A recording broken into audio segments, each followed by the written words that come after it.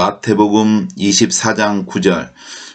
그때 사람들이 너희를 환난에 넘겨주겠으며 너희를 죽이리니 너희가 내 이름을 위하여 모든 민족에게 미움을 받으리라. 내 이름을 위하여, 여기서는 예수님의 이름을 위하여, 예수 이름을 위하여, 이거는 예수님을 믿기 때문에 일어나는 것입니다. 즉, 왜 모든 민족에게 미움을 받을까요? 그것은 바로 예수님을 믿기 때문에 받는 핍박입니다. 그리고 그것은 또 환난에도 넘겨지는 것은 예수님을 믿기 때문입니다. 믿음 때문에 그렇겠죠.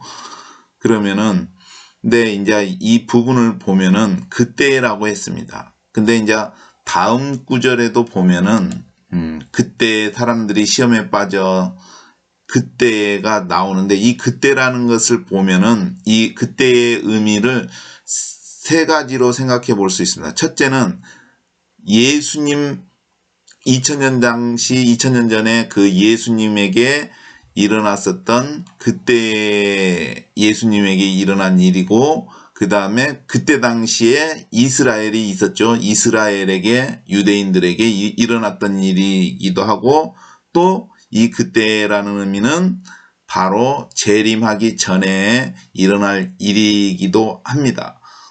근데 이제 여기서 그때를 살펴볼 때 예수님과 그 당시의 것으로 생각해 볼 수 있습니다.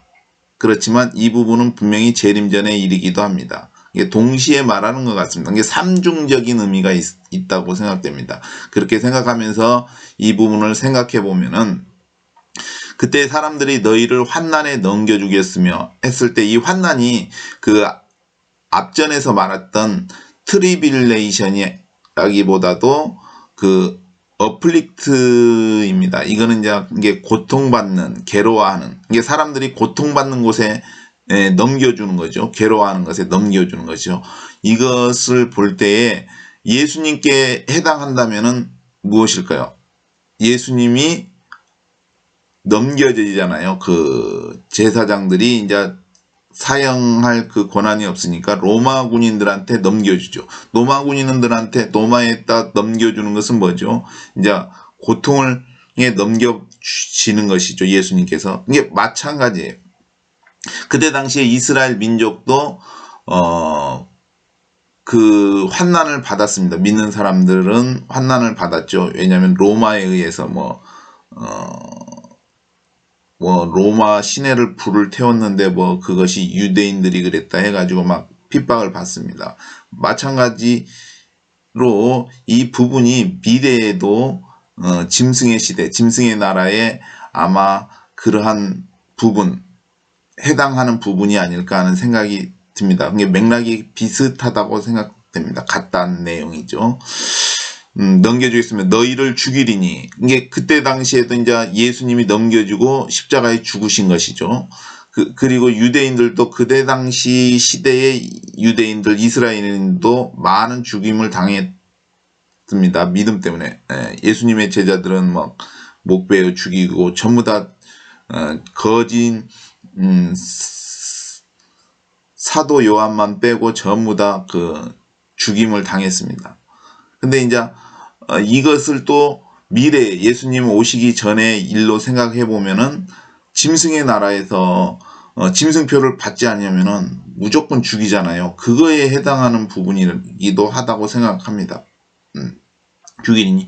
왜냐면은 너희가 내 이름을 위하여, 왜 예수님을 믿기 때문이죠. 그게 짐승표를 안 받는 것도 무엇입니까? 그것은 바로 믿음이죠. 믿기 때문에 짐승표를 안 받는 거죠. 결국은 짐승표를 받았다는 것은 예수님을 안 믿는 것이다. 짐승표를 안 받았다. 그것은 예수님을 믿는 것이다. 라는 것이죠. 이게 왜냐면은 그때 당시에는 선택할 때 그 짐승표를 안 받으면은 무조건 죽이기 때문에, 몇이든지 막 그 계시록에 나와 있습니다. 그렇기 때문에 그것은 믿음 때문이죠. 그게 이게 그때라는 의미가 그 예수님에게도 해당되지만 그때 당시 이스라엘, 2000년 전에 그 멸망하지 않았을 때 이스라엘에게도 해당하고 재림 때에 그것도 해당한다고 생각해 볼 수 있습니다. 그렇기 때문에 이 그때라는 것은 세 가지 의미가 다 포함되어 있다고 생각합니다. 근데 이제 지금 우리가 현재 읽을 때는 이제 과거 예수님 2000년 전에는 지나갔고 이스라엘도 지나갔지만 이제 재림 때에는 남아 있기 때문에 그 부분에도 해당한다고 생각합니다. 그리고 모든 민족에게 미움을 받으리라. 결국은 이것이 무엇이냐면은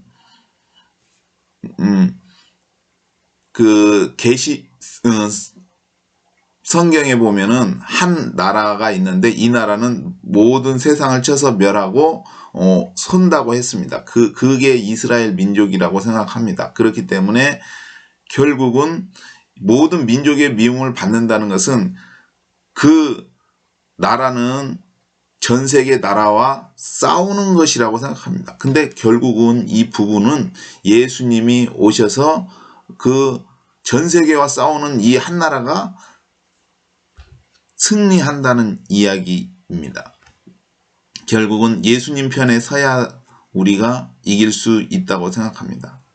그리고 이스라엘 편에 서야지 우리가 승리할 수 있다고 생각됩니다. 결국은 지는 것 같지만 결국은 예수님이 오시면은 결국은 이스라엘이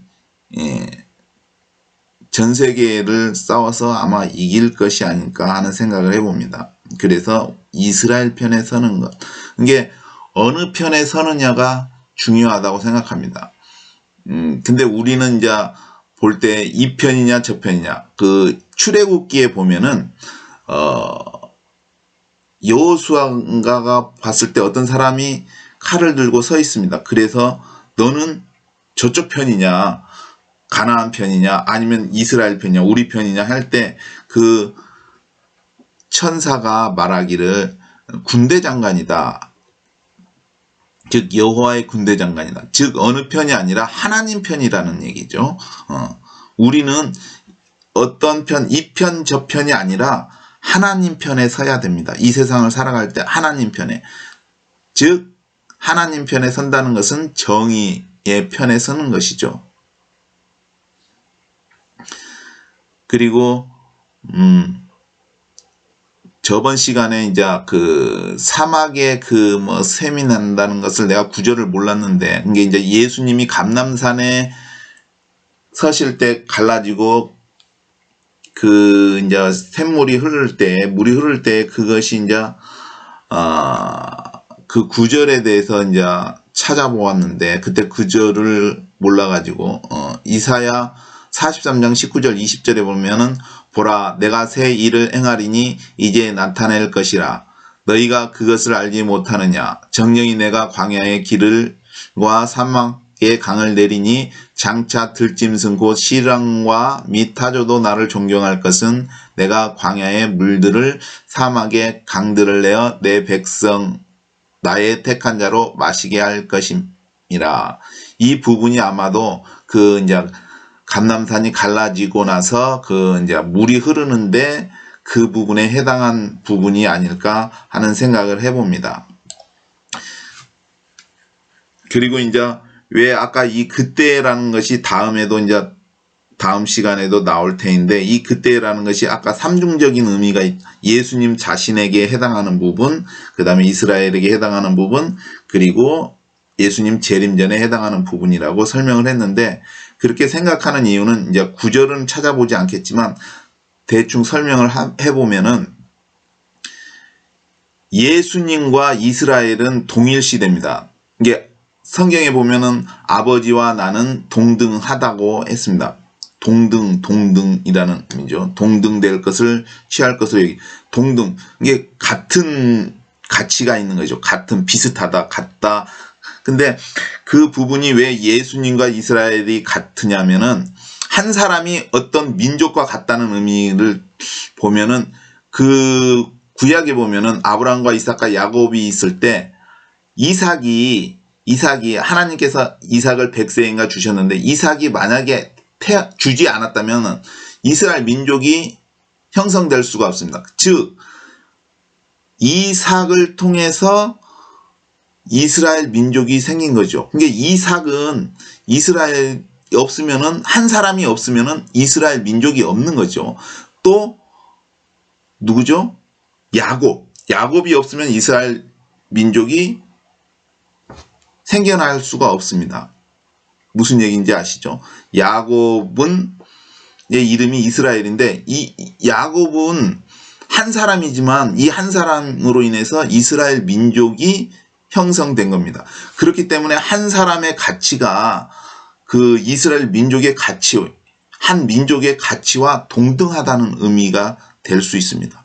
그렇기 때문에 우리가 살인한다 했을 때 어떤 한 사람을 죽이는 것보다도 어쩌면 그것이 한 민족을 죽일 수도 있는 것이 될 수가 있습니다. 그러면 하나님께서 살인에 대해서 그냥 한 사람을 죽인다고 판단한 것과 한 민족을 갖다가 죽인 것으로 판단하는 거고 하면은 이 생각이 그 살인이라는 그 죄의 그 크기가 달라질 수 있다고 생각됩니다. 그렇기 때문에 이 부분을 생각해 볼 때에 한 사람이 한 민족, 그렇기 때문에 예수님이 이스라엘 민족과 동일하다, 그런 동등의 의미가 있다고 생각합니다. 한 사람이 왜 민족이 됐냐, 그것을 보면은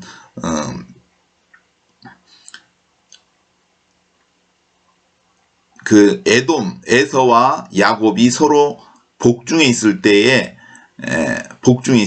이게 쌍둥이죠. 이게 안에 있을 때 서로 이제 다투는데 하나님께서 말씀하실 때 이 민족이 저 민족, 이게 미리 봤을 때 이게 민족이 형성이 되는 것이죠. 이 민족이 저 민족을 한다. 그 민족으로 보시는 거예요.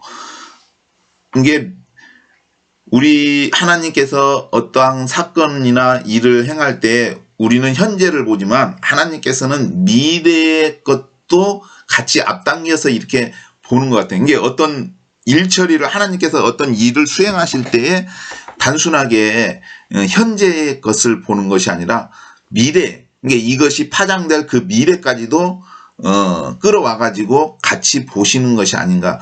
그래서 복중의 아이들이 이제 서로 다투는 것이 민족끼리의 다툼을 이야기하고 있기 때문입니다.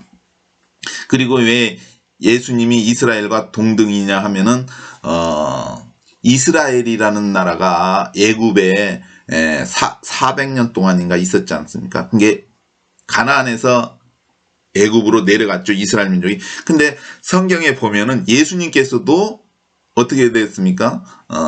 헤롯의 그 피하여서 애굽으로 피신을 했습니다.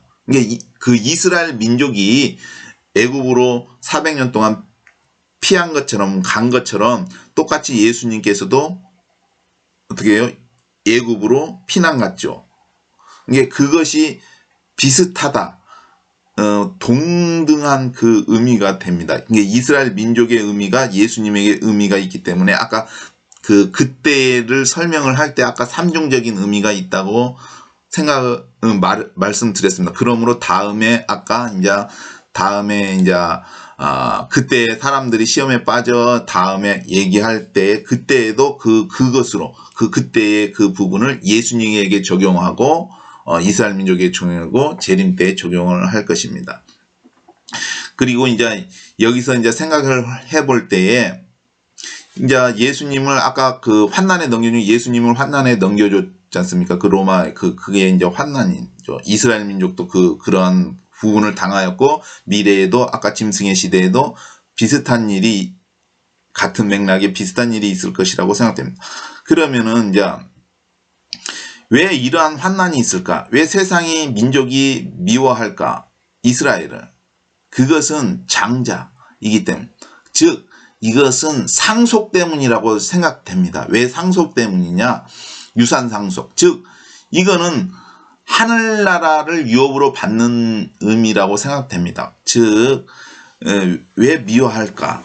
왜 세상 사람들이 예수 믿는 사람들을 미워할까? 그러니까 그때에 모든 민족에게 미움을 받으라. 왜 미움을 받을까? 예수님께서 막 이 세상이 악하다고 얘기를 하잖아요. 그래서 미워하기도 하지만 결국은 상속의 문제인 것 같습니다.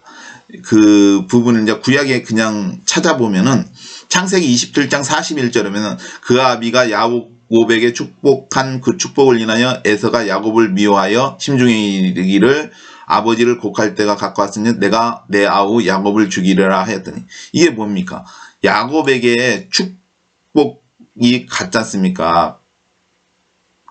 즉 상속이 야곱에게 간 거죠. 그래서 미워를 한 거죠. 자기가 빼앗긴 것이죠. 이게 왜냐면은 예수 믿는 사람들은 하나님의 자녀로서 천국을 상속받는 겁니다. 유업으로 받는 것이죠. 그렇기 때문에 이 세상이 하나님을 안 믿는 세상이 미워하는 거죠. 만약에 세상이 천국을 상속받는다면 당연히 예수 믿는 사람들을 사랑했겠죠. 그러니까 예수님을 왜 죽이?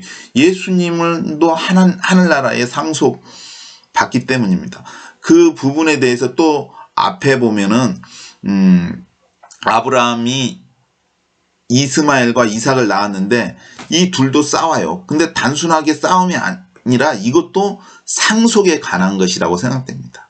왜냐면은 이스마엘이 원래 아브라함이 얘기할 때는 자기 종이 누군가가 있습니다. 충실한 종이죠. 이 사람, 하나님한테 이 사람이 나의 그 유업을 받을 거라고 했는데 하나님이 아니다. 내 몸에서 난 아이가 것이 있을 것이다. 받은 게 그 상속이 그렇게 되는 거죠. 근데 이스마엘이 나왔으니까 이스마엘이 상속권이 됐잖아요. 근데 그 본처에게서 난 이삭이 태어났기 때문에 서로 싸우는 거. 단순하게 싸우는 게 아니라 이거는 상속의 문제입니다. 그래서 이삭이 그 상속을 물려받는 거예요. 이 우리나라의 대기업들 보면은 막 형제의 난인가 막 그런 게 있지 않습니까? 그게 뭐예요? 상속 때문에 아버지가 이제 부모님이 돌아가시니까 서로 막 재산 다툼으로 막 싸우잖아요. 그런 싸움이 그런 싸움과 맥락이 같다고 생각이 듭니다. 이게 세상이 왜 미워하냐? 예수님 믿는 사람들이 핍박을 받을 때 왜 그럴까? 그거에 대해서 내가 하늘의 상속자구나 하는 것을 그런 의미로 또 생각을 바꿨으면 좋겠습니다. 오늘은 왜 우리가 핍박을 받는가? 이게 이제 오늘의 이제 결론은 왜 핍박을 받느냐 하면은 세상이 민족이 왜 미워할까? 이스라엘을 왜 미워할까? 예수 믿는 사람을 왜 미워할까?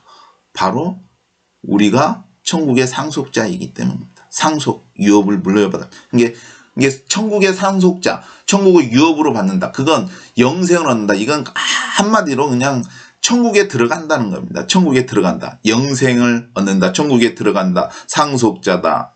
물려받는다. 그게 다 천국에 들어간다는 의미입니다.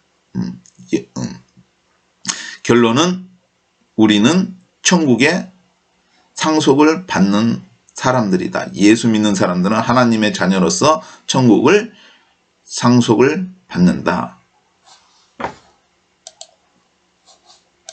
끝.